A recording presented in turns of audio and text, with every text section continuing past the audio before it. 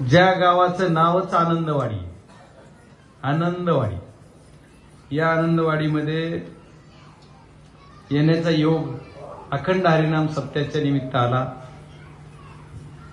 या गावात येताना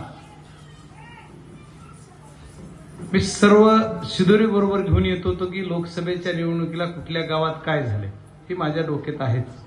आणि त्या अनुषंगाने येत असताना मला असं वाटलं की माझ्या आईवडिलांनी मला प्रेम करून मोठं केलं,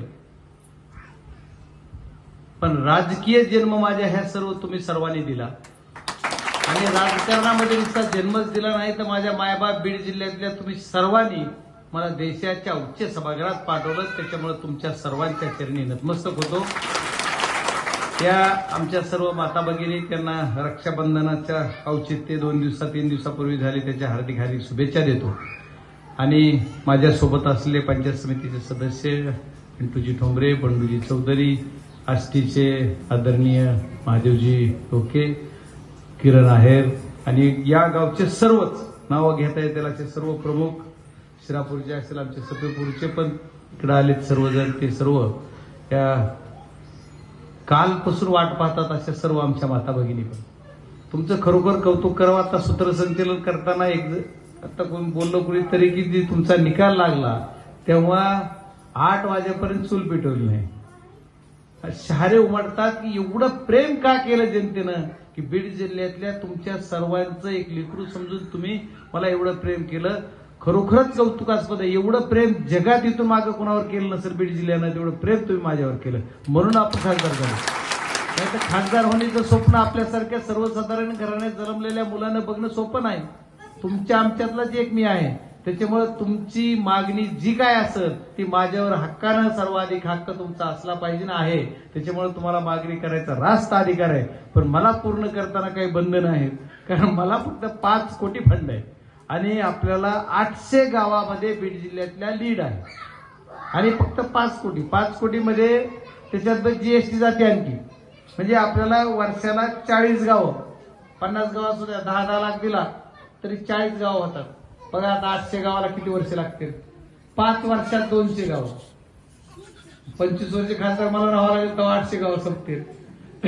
ठीक आहे, ते विनोदाचा भाग जाऊ देत, पण तरी पण तुम्हाला मी पहिल्यांदा एक शब्द देतो की तुम्ही ज्या 3 मागण्या माझ्याकडे केल्यात त्याच्यातली कुठलीही एक मागणी तुम्ही सांगा, सगळेजण विचार करू। तुम्हाला सभा मंडप द्यायचा आहे, तुम्हाला मशानभूमी द्यायची, की तुम्हाला शाळेच्या ग्राउंडला कंपाऊंड काय जे तुम्ही म्हणला तशा 3 मागण्या केल्या, ह्याच्यातलं कुठले द्यायचे तेवढी मागणी तुमची प्रामुख्याने मी पहिल्या याच्यामध्ये मंजूर करून तुम्हाला एक काम देतो असं शब्द देतो। तुम्ही कुठलाही सांगा तुमच्या मनावर, तुम्ही सर्वजण मिळून मला 3 पैकी 3 म्हणलात तर सध्या अवघड आहे, सरकारमधलाही खासदार नाही आणि तसा जर विचार केला तर आता मला प्रत्येक ठिकाणी सांगायची वेळ खासदाराचं काम काय आहे, तर खासदाराला रेल्वे आली का, कुठं आली, नॅशनल हायवेचं काही काम कुठं काही अडचणीत आहे का, केंद्राच्या ह्याच्यात सर्व आमचे तरुण मंडळी सुद्धा तुम्हाला पण सर्वजण आता मोबाईल बघायला सर्वांना कळतंय, जिथं अन्याय व्हायला तिथं आपण गेलं पाहिजे। हे सर्व ज्या गोष्टी आहेत पोस्टाच्या बाबतीत कुठं अडचण असतात, पोस्ट एक केंद्राचे जे केंद्र शासनाच्या अखत्यारीत विषय येतात ते खासदाराकडे येतात। तरी पण तुमची अपेक्षा, आता सध्या जिल्हा परिषद मेंबर कुणीच नाही आपल्याला, आता कर्मधर्म नशीब तुमचं चांगलं, कमीत कमी आमदार तरी आपल्याला इथं आपला आहे। त्याच्यामुळे या सर्व गोष्टीतून करताना बाकी काही गोष्टी तुमच्या अपेक्षा असणं स्वाभाविक आहे, पण या अपेक्षा पूर्ण करताना मला पण काही बंधन आहेत, पण मी तुम्ही जे काही सांगाल ते मी तुमच्या मनावर सोडतो। तुम्ही मला सभा मंडप तर आजच जे आहे तुम्हाला 10 लाख रुपये फंड लगेच देतो, तुम्ही सांगा। तुम्ही म्हणला स्मशानभूमी तर स्मशानभूमी सुद्धा कुठल्या ना कुठल्या ह्याच्यातून करून तुम्हाला देतो। दुसऱ्या फंडातून जर झाली मी असं एक तर काम तुम्हाला देतो आणि खासदार फंडाचं नाव मला पण लावायचं, तुम्हाला काय तुमच्यापेक्षा मलाही लावायचंय आणि आपण 100% खासदार फंड इथे द्यायचा प्रामाणिक प्रयत्न करू आणि झाले तर 2 पण करू, पण एकचा शब्द मात्र नक्की देतो। आणि मला कालच यायचं होतं, कारण माझ्याकडे तुम्ही परवा आले काही जण कार्यकर्ते आणि या बोलले, मी रविवारचा टाइम दिला, पण परत पुन्हा आमच्या इथे याला यायचं होतं याच्या आपलं मदन जाधवच्या तिथे 2 वाड्याला, तर ते त्या वाड्याला येत असताना की नाही इथून जाऊ लगेच म्हणून असं बोलल्यामुळे काल येता पण काय झालं, अतिवृष्टी झाल्यामुळे तिकडे 2 माणसं जिल्ह्यामध्ये वाहून गेले, त्याच्यामुळे तिथं जाणं पण तेवढी जबाबदारी खासदार म्हणून आपली होती म्हणून मी तिकडे गेलो। त्याच्यामुळे दिलगिरी व्यक्त करतो की काल येता आलं नाही आणि आज पण मी 11:30ला यायचं होतं, मला बीड जिल्ह्याच्या बाहेर 2ला पडायचं होतं, आणखी 3 तास लागतील, कारण तिथं धरलं 2-3 तास उशीरच होतोय. ठीक आहे, आता त्याला इलाज नाही, कारण रोडवर येणारे म्हणलं की थांबावं लागतंय, कुणीतरी चहा प्या म्हणते. आता एवढं प्रेम करणार तर कोण कुणाला भेटणार आहे? तुमचाच चहा, तुमचाच शाल, तुमचीच हार, तुमचं सगळं. आणि मला टाइमच द्यायचा आहे ना, जेवढा मिळतोय तेवढा द्यायचा प्रयत्न करतो. आणखी 8 दिवस अधिवेशन राहिले. अधिवेशनाला मला संध्याकाळच्या विमानानं जायचं होतं, पण ही कार्यक्रम संपत नाही, त्याच्यामुळे संध्याकाळचं विमान काही सापडणार नाही इथलं. त्याच्यामुळे आता परत आणखी 5 तास प्रवास पुण्याला करून पुण्याच्या विमानानं जावं लागणार. ठीक आहे, ती जाऊ देत, काही विषय नाही, तर पुण्याहून जाणार आहे. आणि या सर्व गोष्टीतून तुमचं एवढं प्रचंड प्रेम आहे. आणि हा एक विषय एवढाच नाही, पण मी तुम्हाला सर्वांना विनंती करणार आहे की हा विषय विकासाच्या कामापुरता मर्यादित जरी तुम्ही बोलला असला, कुणाचं दवाखान्याचं काम आहे. आमच्याकडे बऱ्याच महिलांचे कॅन्सरचे काही प्रकार असतात, तुमच्याकडे काय असतात, याच्यासाठी सुद्धा आमच्याकडून पैसे देता येतात, ते मी देतो. माझ्या फंडातले कमी पडलं तरी दुसऱ्याचे देतो. कुठलं पुणे असेल, तुमचं संभाजीनगर असेल, त्या दवाखान्यात एखादं बिल जर आपलं 4-2 लाख झालं तर तिथं सुद्धा 25-30% बिल आपण कमी करून आपल्याला कुठं पाहिजे ते आपल्या लोकांना साथ द्यायचं काम तुमच्या सर्वांच्या आशीर्वादाने मी खासदार झालोय म्हणून त्याच्यात आहे. आणि ती मी करल असं तुम्हाला सांगतो. माझ्या तिन्ही पीएचे नंबर, जे दवाखान्याचं बघतोय तो राम गवळी, त्याचा नंबर सर्वांना आम्ही फेसबुकला टाकलेले, आणखी परत टाकायचे सर्वजण घ्या. माझा नंबर सुद्धा फेस टाइमला लागतो, ज्याच्याकडे आयफोन असेल.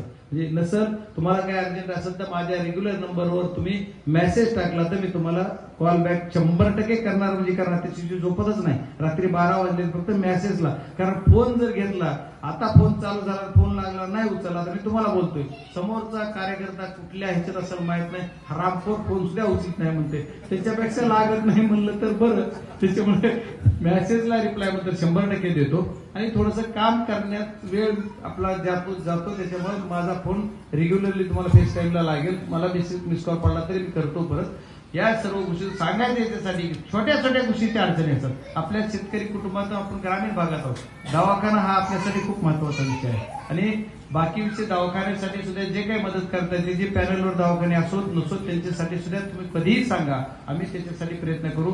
आता बीडला इथं सर्व गोष्टी तुम्हाला बीड दवाखाना जवळ आहे, पण आपल्याला जे मोठे आजार असतात त्याच्यासाठी या सर्व गोष्टीसाठी. पण बाकी कुठल्याही गोष्ट काही अडचणीची आली तर कधीही काही सांगा, त्याच्यासाठी खासदार म्हणून मी तुमच्या बरोबर आहे. तुमचाच एक मुलगा म्हणून तुम्ही मला एवढं प्रेम केलंय. आणि स्वतःच्या आई वडिलांनी माझ्यावर एवढं प्रेम केलं की नाही मला माहित नाही, त्याच्यापेक्षा जास्त प्रेम तुम्ही केलं, त्याच्यामुळे तुमचं सर्वोच्च कौतुक आहे. आणि आपल्या बीड जिल्ह्यामध्ये 10 वाजेपर्यंत कुणीही जेवलं नाही रात्री निकाला दिवशी, 100% मला त्याचा अभिमान असला पाहिजे आणि तुमचा सर्वांचा गर्व असला पाहिजे की तुम्ही सर्वांनी एवढं प्रेम केलं. बाकीच्या विषयी पुन्हा वेळ ज्यावेळेस मिळेल त्यावेळेस बोलला. आणखी रोहतवाडीला जायचंय, रोहतवाडीच्या नंतर काहीतरी मला वाटतं करंजी जवळ कुठलं तरी गाव आहे, तिथं जायचंय, घाटा पिंपरी काय तिथं जायचं. म्हणजे एवढी आणखी 2-3 गाव आहेत. आणि एक गेवराई तालुक्यात, एक बीड तालुक्यात, एक पाटोदा तालुका, परत आष्टी तालुका. आणि रस्त्याने दौरा कळाला की बिचाऱ्यांचं प्रेम. आता बघा सफेपूरून मी तिकडे रोज भेटतोय पण नाही आले, इकडेच केला आम्हाला. एवढ्या वेळात तर माझं घर तिथं सापडलं असतं. सफेपूरवाल्यांना इथवर यायला जेवढं अंतर आहे तेवढं माझं घर पलीकडे आहे. पण तरी ठीक आहे, आला तेच कौतुक आहे. तुमचं काम मी जे असेल ते ऐकूनही घेतो, जे म्हणतात ते प्रामाणिकतेने प्रयत्न करणार आहे. माझा जेवढा खासदार फंड आहे त्याच्यातून वर्षाला 40 गावं देता येत असले तरी सुद्धा मी 100 गावं कसे देता येतील कुणाचं बी आणि 100 गावं कसे करता येतील असं माझं मानस आहे. आणि 5 वर्षामध्ये आपल्याला 500 गावाला फंड द्यायचा आहे. मंदिरात बसून सांगतो देणारच आहे, काही कुठाने करून. आता सुद्धा काही दुसऱ्या 2-3 खासदारांना थोडा कसा काय कुठाने करून पण फंड घेतोय, त्यांचा देतो. नाव त्यांचं का बरोबर लागेल, आपण बजरंग सोनवणे खासदार यांच्या प्रयत्नातून एवढं तरी लागलं म्हणजे त्याच्यामुळे आपल्या काहीतरी तळमळ केली पाहिजे, धडपड केली तर होते. आणि जी शेतकऱ्याचे प्रश्न असतात, विम्याचा प्रश्न असेल, जे प्रश्न शेतकऱ्यांचे केंद्राशी निगडीत आहे त्याच्यासाठी तुमचा खासदार झटतोय. आणि मला वाटतंय तुम्हाला असं कोणी वाटलं का ह्याला मतदान केलं, यायला आरामपूर गेलं ते तिकडेच गेलं, असं तुम्हाला जर वाटलं असलं तिथं मंदिरात 2 कार पडायच्या. तुम्हाला कधी पश्चाताप वाटला का? खासदारला तुम्ही वर्ष झालं निवडून दिलं, काहीतरी रोडवर आहे का नाही मला एवढं सांगा. नसलं तर चुकलं म्हणा, चुकलं तर मी जाहीर माफी मागणार तुमच्या सगळ्यांची पाय धरून. मला काही नाही, मला काही निधी असं नाही. तुम्ही माझ्या वडिलांसारखे सर्वजण आहात. माझे तरुण मंडळी सुद्धा एवढे आक्रमकतेने म्हणजे मनातून चेहरे सांगतात तुमचे की तुमचं किती प्रेम आहे. एवढं प्रेम तुमचं आहे. वेळोवेळी आणखी आज थोडा वेळ कमी आहे अखंड हरिनाम सप्ताहाच्या निमित्तानं जरी आलो असलो तरी पुढच्या काळात आणखी कुठल्या ना कुठल्या निमित्त मी गावात येईल आणि एकदा घंटा 2 घंटे मस्त जेवायला घाला मला, सुंदर चटणी भाकरी मी एकदा जेवायला येईल आणि एवढी माझी अपेक्षा पूर्ण तुम्ही कराल अशी अपेक्षा नाही. आज आता पुढची 3 गाव आहेत काही अडचण नाही, पण ठीक आहे, सणात पाहुणा काय करू नका. चला, खूप खूप धन्यवाद. आणखी काय असेल तर सर्वांचं ऐकून चर्चा करून जातो. आमच्या सर्व भगिनींच्या पण नतमस्तक होऊन तुमची सर्वांची माफी मागतो की काल यायला मला येऊ शकलो नाही. परत आणखी उद्याच्या अधिवेशनाला जायचं असल्यामुळे मला लवकर जायचंय, आज जास्त वेळ देऊ शकत नाही. खूप खूप धन्यवाद.